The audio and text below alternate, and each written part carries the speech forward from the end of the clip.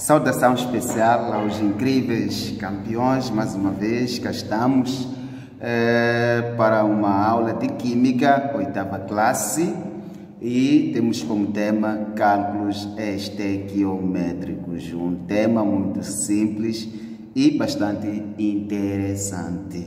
Quero referir que este tema os meninos aplicam no seu dia a dia, quando quer beber uma água, quando quer servir uma refeição. Alguns meninos que sabem cozinhar também aplicam os cálculos estequiométricos. O que isso significa? O menino sabe qual é a quantidade do sal para aquela salada, sabe qual é a quantidade do açúcar para chá, etc, etc. Tudo isso é estequiometria. Então, as nossas fábricas, algumas indústrias também trabalham com estequiometria na produção de bolachas, na produção de refrigerantes, produção de cimento, entre outras coisas. Então, indo direto ao nosso tema, é preciso trazer primeiramente os passos ou as regras que devem ser seguidas para o cálculo estequiométrico. De referir que a primeira regra ou o primeiro passo, temos que escrever e acertar as equações químicas. Então, sobre equações químicas já falamos, sobre o acerto também de equações químicas já foi abordado. Isso só para ajudar o menino, foi a quando da abordagem da lei de conservação de massa ou lei de Lavoisier. Passamos para a segunda regra, diz escrever os dados e pedido na equação. Então, qualquer que seja o exercício, nos dá alguns dados, nos oferece dados. Não só, também é possível encontrar o pedido ou o problema que é levantado no exercício. E, em terceiro lugar, estabelecer as relações matemáticas. Então, temos que relacionar os dados até que se encontre o valor da incógnita. E, na penúltima regra, temos que estabelecer os cálculos. Então, a equação matemática já foi encontrada, a incógnita foi encontrada, então aí vamos estabelecer os cálculos, que é para aferir o valor da incógnita. E normalmente, atenção, normalmente, no passo número 4, usamos a regra de 3 simples, que é vulgarmente designado por produtos dos meios e produtos dos extremos.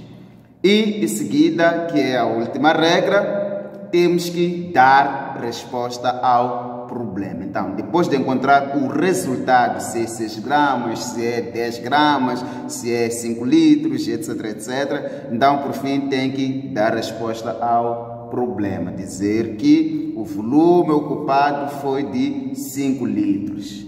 Ou seja, a massa do carbono foi de 10 gramas, por aí em diante. Então, estes são os passos e a abordagem teórica termina por aqui. Não é algo complicado, é algo muito simples, conforme pode ver nos passos que foram narrados ou descritos neste momento. Agora, passamos para casos concretos, naturalmente, porque não basta só a teoria, é preciso aliar a prática.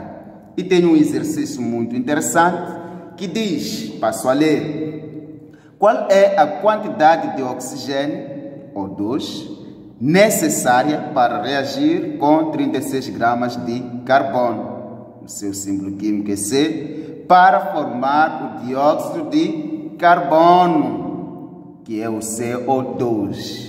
Como os meninos vulgarmente têm referido, CO2, dióxido de carbono. Segundo a equação, então temos aqui carbono sólido a reagir com oxigênio no estado gasoso para formar o dióxido de carbono também no estado gasoso.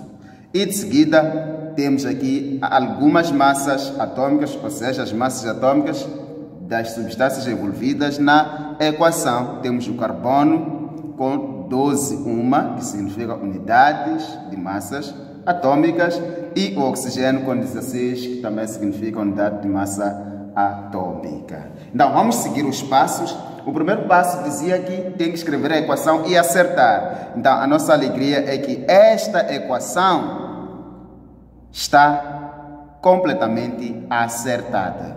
Um carbono, 2 oxigênios, 2 oxigênios. Está acertada. Passamos a primeira regra. A segunda regra nos manda levantar os dados. A segunda regra nos manda levantar os dados. Por exemplo, o que é que quer o exercício? A massa. O exercício quer a massa do oxigênio. Não sabemos essa massa. O exercício está a pedir qual é a quantidade. Quantidade é massa. Não é? Então, o que é que nós encontramos? A massa do carbono. Então, está aqui escrito: necessária para reagir com 36 gramas de carbono. Então, a massa do carbono é de 36 gramas. Ora, o exercício aborda 2 elementos químicos, o carbono e o oxigênio. Este produto aqui não tem nada a ver com os nossos cálculos, não é envolvido no cálculo. Agora, de seguida, vamos trabalhar com as massas atômicas. Vamos para a nossa equação para fazer o levantamento da massa molecular do carbono. Já vimos antes como é que se faz o cálculo. Então, quantos carbonos nós temos aqui? É 1. Então, vai ser equivalente a este valor, que será 12 uma. Porque este valor é só para um carbono. E é o que nós encontramos na nossa equação. De seguida, vamos para a massa molecular do oxigênio. O oxigênio que está representado aqui é O2, oxigênio diatômico. Então, este valor de 16 é para um oxigênio. No entanto, na nossa reação, nós temos 2 oxigênios. Então, vamos ter 2 vezes o 16, uma. Então, logicamente, teremos aqui 32 unidades de massa atômica. Então, assim já está tudo representado. Vou transcrever mais uma vez a reação. Carbono sólido mais oxigênio no estado gasoso para formar o dióxido de carbono também no estado gasoso. Vamos aos levantamentos.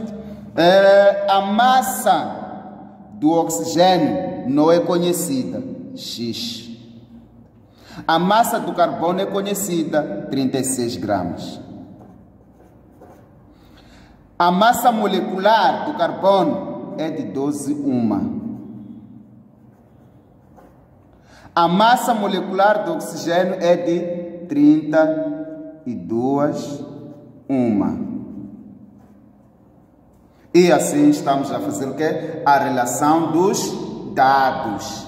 E de seguida vamos para a regra que diz que temos que estabelecer os cálculos matemáticos. E nesses cálculos matemáticos, nós usamos a regra de 3 simples. Produtos meios, produtos extremos. Então, o nosso x, indo concretamente, será igual, traço de fração,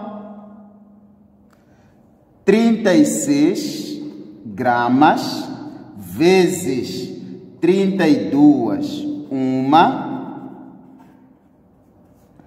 dividido por 12 uma.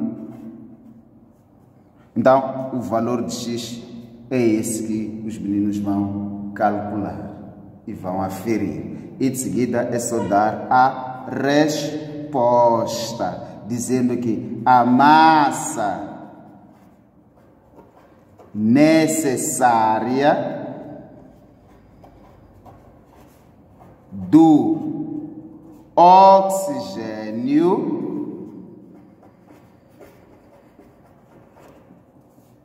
é de... Então, o menino vai dizer o seu valor. Então, terminamos aqui com este cálculo, prometendo certamente mais vídeos e mais exercícios. Estão fazendo os cálculos, dá mesmo 96 gramas, 96 gramas. E colocamos ponto final à nossa aula. Lembrar que nos cálculos estequiométricos podemos determinar as massas, mas também podemos determinar os volumes. E termino por aqui, desejando boas aulas e até breve.